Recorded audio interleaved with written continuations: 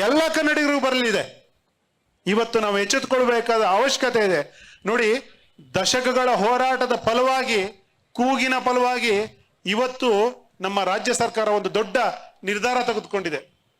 ನಮ್ಮ ಶಿಕ್ಷಣ ಸಚಿವರಾದಂತಹ ಮಧು ಬಂಗಾರಪ್ಪನವರು SSLC ಪರೀಕ್ಷೆಯಲ್ಲಿ 3ನೇ ಭಾಷೆಗೆ, ಅದು ಕೇವಲ ಹಿಂದಿ ಅಲ್ಲ, ಕೆಲವರು ಏನೇನೋ ಕಿರ್ಚಾಡ್ತಾರೆ, ಅದು ಕೇವಲ ಹಿಂದಿ ಅಲ್ಲ, ಅದು ಸಂಸ್ಕೃತ ಆಗಿರ್ಬೋದು, ಉರ್ದು ಆಗಿರ್ಬೋದು, ಅಥವಾ ಇನ್ನೂ ಹಲವು ಭಾಷೆಗಳಿವೆ.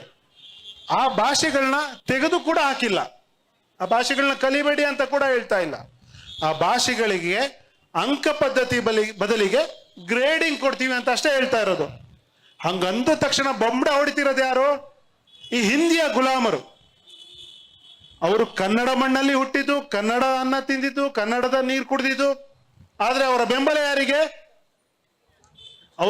ಅವರನ್ನ ರಾಷ್ಟ್ರ ಪ್ರೇಮಿಗಳು ಅಂತ ಕರ್ಕೊಳ್ತಾರೆ, ರಾಷ್ಟ್ರವಾದಿಗಳು ಅಂತ ಕೊಡ್ತಾರೆ. ಅವರು ರಾಷ್ಟ್ರ ವ್ಯಾಧಿಗಳು, ಅವರು ರಾಷ್ಟ್ರವಾದಿಗಳಲ್ಲ. ಅವರಿಗಿರೋದು ದ್ವೇಷ ಪ್ರೇಮ ಅಲ್ಲ, ದ್ವೇಷ ಪ್ರೇಮ ಅವರಿಗೆ.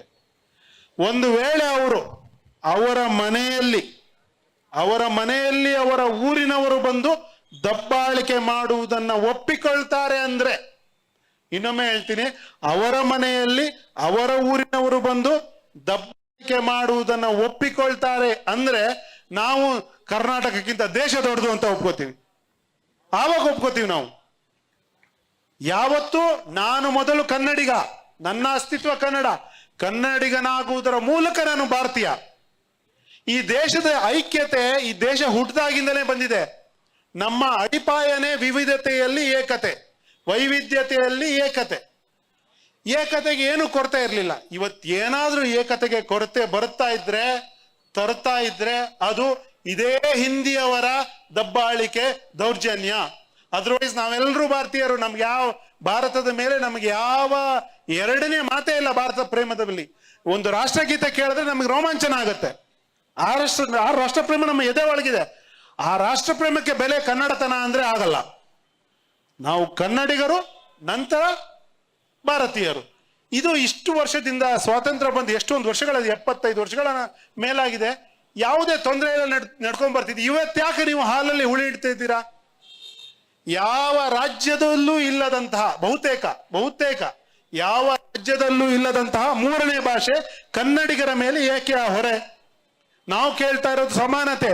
ನಮಗೇನೋ ವಿಶೇಷವಾಗಿ ಮಾಡಿ ಅಂತ ನಾವು ಕೇಳ್ತಾ ಇಲ್ಲ, ಸಮಾನತೆಯನ್ನು ನಾವು ಕೇಳ್ತಾ ಇದ್ದೇವೆ. ಬೇರೆ ಎಲ್ಲಾ ಭಾಷೆಯ, ಬೇರೆ ಎಲ್ಲಾ ರಾಜ್ಯದ ಮಕ್ಕಳು ಒಂದು ರೇಸ್ ನಡೀತಿದೆ ಅನ್ಕೊಂಡ್ರೆ ಅವರ ಹೆಗಲ ಮೇಲೆ 5 kg ಭಾರ ಹಾಕಿದ್ದಾರೆ. 5 kg ಭಾರ ಹಾಕಿದ್ದಾರೆ. ನಮ್ಮ ಮಕ್ಕಳ ಹೆಗಲ ಮೇಲೆ ಎಷ್ಟು kg ಭಾರ ಹಾಕಿದ್ದಾರೆ? 6 kg ಭಾರ. ಇದು ಸಮಾನತೆನಾ? ಇದು ಸಂವಿಧಾನ ಹೇಳಿದ ಸಮಾನತೆನಾ? ಇದು ಕಣ್ಣಿಗೆ ರಾಚುವಂತ ಅಸಮಾನತೆ, ಅನ್ಯಾಯ ಇದು. ಯಾಕೆ? ಒಂದು ಭಾಷೆಯನ್ನ, ಈಗ ನಮ್ಮಲ್ಲಿ ಎಲ್ಲರೂ ಬಹುತೇಕರು ತೆಲುಗು ಮಾತಾಡ್ತಾರೆ, ತಮಿಳು ಮಾತಾಡ್ತಾರೆ. ಅದನ್ನೇನು ಶಾಲೆಯಲ್ಲಿ ಕಲ್ತ್ಕೊಂಡ್ಬಂದು 10 ವರ್ಷ ನಾವು 10 ವರ್ಷ ಶಾಲೆಯಲ್ಲಿ ಕಲ್ತಿಲ್ಲ ತಾನೆ. ನಮಗೆ ದಿನಕ್ಕೆ ನಮ್ಮ ಮಕ್ಕಳಿಗೆ ಓದ್ಲಿಕ್ಕೆ ಒಂದು 5 ಗಂಟೆ ಇದೆ ಅಂದ್ರೆ ನಮ್ಗೆ 6 ಸಬ್ಜೆಕ್ಟ್ಗಳನ್ನ ಓದ್ಬೇಕಾಗಿರೋ ಕಾರಣ ಒಂದು ಸಬ್ಜೆಕ್ಟ್ಗೆ 1 ಗಂಟೆನೂ ಕೊಡಕ್ಕಾಗಲ್ಲ. ನಾವು ಎಷ್ಟು ಕೊಡ್ಬೇಕಾಗತ್ತೆ? 50 ನಿಮಿಷ ಕೊಡ್ಬೇಕಾಗತ್ತೆ. ಅಂದ್ರೆ ಒಂದು ಸಬ್ಜೆಕ್ಟಿನ ಮೇಲಿನ ಗಮನ ಒಂದು ದಿನಕ್ಕೆ 10 ನಿಮಿಷ ಹೋಯ್ತು. ಹಿಂದಿ 3ನೇ ಭಾಷೆ, ಅಲ್ಲಿ ಫೇಲ್ ಆಗ್ತಾರೆ ಅನ್ನೋದು ಸೆಕೆಂಡ್ರಿ. ಹಿಂದಿಯ ಕಾರಣದಿಂದಾಗಿ ಬೇರೆ ಭಾಷೆಗಳ ಮೇಲಿನ ಗಮನ, ಬೇರೆ ಸಬ್ಜೆಕ್ಟ್ಗಳಿನ ಮೇಲಿನ ಓದು ಕೂಡ ಕಡಿಮೆ ಆಗುತ್ತೆ. ಅದೆಲ್ಲಿ ಪರಿಣಾಮ ಬೀರುತ್ತೆ? ಅವರ ಅಂಕಗಳಿಕೆಯಲ್ಲಿ ಪರಿಣಾಮ ಬೀರುತ್ತೆ. 6 ಭಾಷೆಗಳನ್ನ ಓದಬೇಕಾದ ಕಾರಣ, 6 ಸಬ್ಜೆಕ್ಟ್ಗಳನ್ನ ಓದಬೇಕಾದ ಕಾರಣ, 3ನೇ ಭಾಷೆಯ ಅನಗತ್ಯ ಹೊರೆ ಇರುವ ಕಾರಣವಾಗಿ ನಮ್ಮ ಮಕ್ಕಳ ಒಟ್ಟಾರೆ ಅಂಕಗಳಿಗೆ ಕುಸಿತಾಗತ್ತೆ. ನಾನೇ ಉದಾಹರಣೆ. ನನಗೆ SSLCಯಲ್ಲಿ ಎಲ್ಲದರಲ್ಲೂ 80, 85, 90 ಮಾರ್ಕ್ಸ್ ಬಂದಿತ್ತು. ಹಿಂದಿಲಿ 61 ಬಂತು. ಅಲ್ಲಿಗೆ ನನ್ನ ಇಡೀ ಪರ್ಸೆಂಟೇಜ್ 5% ಕಡಿಮೆ ಆಯ್ತು ಎಲ್ಲ ಸೇರಿ. ಸೊ ನನಗೆ ಬೇಕಾದ ಕಾಲೇಜಿನ ಸೀಟ್ ಸಿಕ್ಕಿಲ್ಲ, ನನಗೆ ಬೇಕಾದ ಕಾಂಬಿನೇಷನ್ ತಗೊಳಕ್ಕಾಗಿಲ್ಲ. ಈ ಅನ್ಯಾಯ ದಶಕಗಳಿಂದ ಎಲ್ಲ ಕನ್ನಡಿಗರ ಮೇಲೆ ನಡೀತಿದೆ.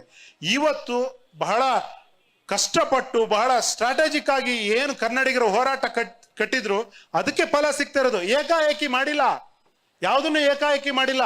ದಶಕಗಳ ಕೂಗಿಗೆ ಇವತ್ತೊಂದು ಬದಲಾವಣೆ ಬಂದ್ರೆ ನಮ್ಮದೇ ರಾಷ್ಟ್ರವ್ಯಾಧಿಗಳು ಕನ್ನಡ ನಾಡಲ್ಲಿ ಹುಟ್ಟಿ ಕನ್ನಡವನ್ನ ಅವಗಣನೆ ಮಾಡುವಂತ ಹಿಂದಿಯ ಗುಲಾಮರು ಮಾತಾಡ್ತಾರೆ.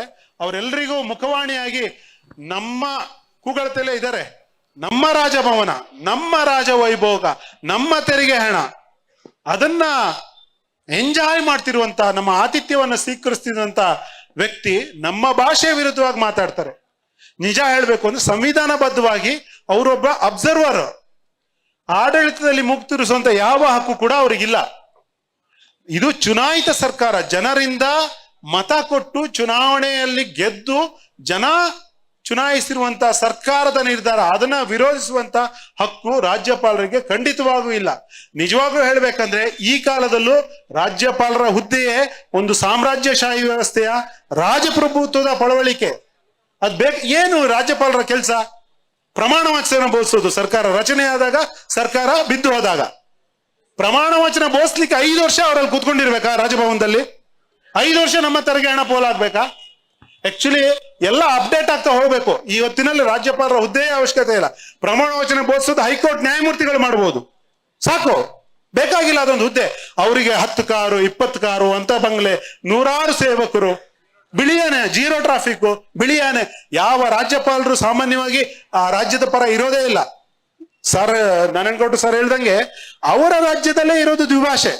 ಅವರು ಅಲ್ಲಿಗೆ ಪತ್ರ ಬರೀಲಿ ಫಸ್ಟ್. ಅವರು ಇಲ್ಲಿ ಬಂದು ಏನ್ ಅಲ್ಲಾಡ್ಸೋದವರು? ಮಧ್ಯಪ್ರದೇಶದಲ್ಲಿ ದ್ವಿಭಾಷೆ ಇರೋದು. ಅದೇ ಸರ್, ಇದಿರೋದೇ ಒಂಥರ ರಾಜಕೀಯ ನಿವೃತ್ತಿ ಆಗಿರ್ತಾರಲ್ಲ, ಮತ್ತೆ ಇನ್ನೊಂದ್ ಸ್ವಲ್ಪ ಕಿರಿಕ್ ಪಾರ್ಟಿಗಳು ಇರ್ತಾರೆ ರಾಜಕೀಯದಲ್ಲಿ, ಏನೇನೋ ಮಾಡ್ತಿರ್ತಾರೆ.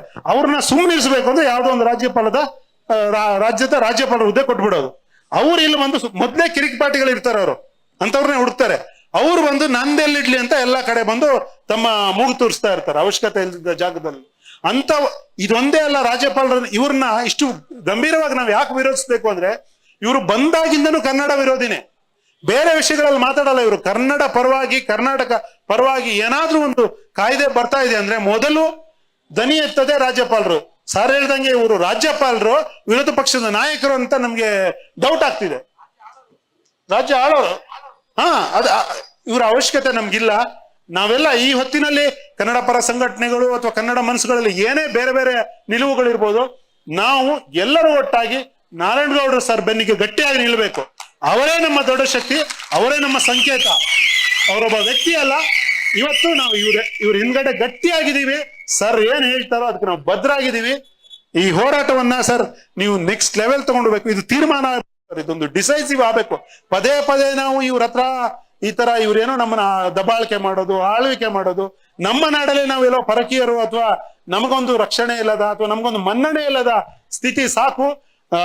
ನಾವು ಕುವೆಂಪು ಅವರು ಹೇಳ್ದಂಗೆ ಸತ್ತಂತಿಹ ಕನ್ನಡಿಗರನ್ನ ನಾವು ಬಡಿದೆತ್ತಿಸ್ಬೇಕು. ಎಲ್ಲರಿಗೂ ಈ ಅರಿವನ್ನ ತಲುಪಿಸ್ಬೇಕು. ಒಂದು ಕ್ರಾಂತಿಯೇ ಆಗ್ಬೇಕು. ಕ್ರಾಂತಿಯ ನೇತೃತ್ವ ನಿಮ್ಮಂತ ಕಟ್ಟಾಳು ಇರುವಾಗ ನಾವೆಲ್ಲ ನಿಮ್ ಬೆನಿಗಿದ್ದೀವಿ ಸರ್. ದಯವಿಟ್ಟು ಈ ರಾಜ್ಯಪಾಲರನ್ನ ರಾಜ್ಯ ಬಿಟ್ಟು ಕಳಿಸೋದಷ್ಟೇ ಅಲ್ಲ, ಇವತ್ತೇನು ಹಿಂದಿ ಗ್ರೇಡಿಂಗ್ ತನಕ ಬಂದಿದೆ, ನಮ್ಗೆ ಇದು ಸಾಲಲ್ಲ. ಸದ್ಯಕ್ಕೆ ಇದನ್ನ ಒಪ್ಕೊಳ್ಳೋಣ. ಆದ್ರೆ ದ್ವಿಭಾಷಾ ನೀತಿಯೇ ನಮ್ಮ ಅಂತಿಮ ಹೋರಾಟ. ಆ ಹೋರಾಟದಲ್ಲಿ ಎಲ್ಲ ಕನ್ನಡಿಗರು ನಮ್ಮ ನಾರಾಯಣಗೌಡರು ಸರ್ ಜೊತೆ ಇದೀವಿ ಮತ್ತು ಆ ಹೋರಾಟವನ್ನ ಒಂದು ನಿರ್ಣಾಯಕವಾದಂತ ಹಂತಕ್ಕೆ ಮುಟ್ಸೋಕೆ ಎಲ್ಲರ ಬೆಂಬಲ ಸರ್ ನಿಮ್ಗಿದೆ. ದಯವಿಟ್ಟು ಕನ್ನಡ ಪರ ಹೋರಾಟಗಳು ನೀವೇನ್ ಮಾಡ್ಕೊಂಡ್ ಬಂದಿದ್ದೀರ ದಶಕಗಳಿಂದ, ಅದಕ್ಕಾಗಿ ನನ್ನ ವೈಯಕ್ತಿಕ ಮತ್ತು ಎಲ್ಲ ಕನ್ನಡಿಗರ ಪರವಾಗಿ ಧನ್ಯವಾದಗಳು ಸರ್.